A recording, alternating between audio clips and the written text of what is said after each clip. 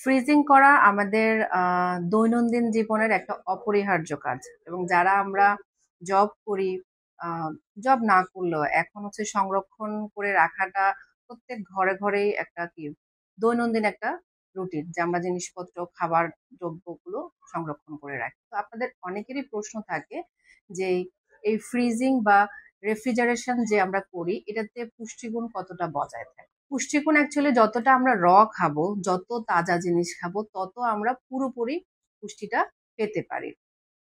তারপরও একটা ফসল বা একটা খাদ্য উপাদান যখন সেটা একদম হারভেস্টিং টাইম থাকে, যখন সেটা জমিতে থাকে, তখন থেকে শুরু করে আমাদের মুখ পর্যন্ত আসা পর্যন্ত অনেকাংশে পুষ্টি উপাদান ক্ষয় হতে থাকে। তারপর যদি সেটা আবার আমরা ফ্রিজিং করি বেশি সময়ের জন্য, তখন দেখা যায় খাদ্যের উপাদান হিসেবে কি ধরনের খাবার আমি সংরক্ষণ করছি সেই হিসাবেও কিন্তু পুষ্টি উপাদানগুলো তারতম্য আছে কমার।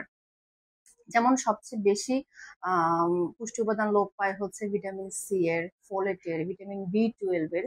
তবে আবার প্রোটিন এবং মিনারেলস জাতীয় যেসব খাবারগুলো আছে সেগুলো মোটামুটি আমরা বেশ কিছুদিন সংরক্ষণ করলে পুষ্টি উপাদান তুলনামূলকভাবে কম কমে। এই ক্ষেত্রে আমাদের যে সতর্কতাগুলো অবলম্বন করতে হবে সেটা হচ্ছে যে আমাদের যে ফ্রিজিং করছি, ফ্রিজিং এর তাপমাত্রা কিভাবে ফ্রিজিং করছি, কতটা পরিষ্কার ভাবে করছি, কোন জারে করছি বা বায়ু, তাপ অনেক কিছু নির্ভর করে। আমরা যেটা করব যতটা সম্ভব যে কাঁচা খাওয়া, কাঁচা বলতে খাওয়া বা দ্রুত একটা খাবার খাওয়া। ফ্রিজিং করতে হলে চেষ্টা করবে যে এয়ার টাইট বক্সে ভালোভাবে পরিষ্কার করে এয়ার টাইট বক্সে রাখার জন্য বা ফয়েল পেপারে মুড়িয়ে রাখার জন্য। তাহলে দেখা যায় যে পুষ্টি যে উপাদানগুলো সেটা কিছুটা আমরা ভালো পরিমাণে রক্ষা করতে পারবো। কম সময়ের জন্য সংরক্ষণ করবেন, দীর্ঘ সময়ের জন্য না।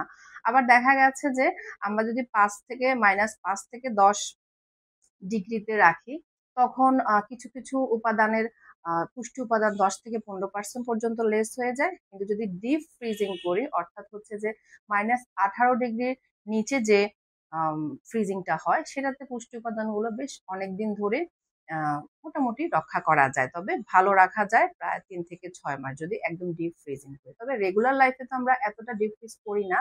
সেই ক্ষেত্রে চেষ্টা করবেন যে কন্টেনারটা যেন এয়ারটাইট হয় এবং কম সময়ের জন্য করা, যতটা দ্রুত খেয়ে ফেলা যায়। এবং হচ্ছে যে আপনার কেটে, বিশেষ করে সবজির ক্ষেত্রে কেটে না রেখে গোটাটা রাখার জন্য।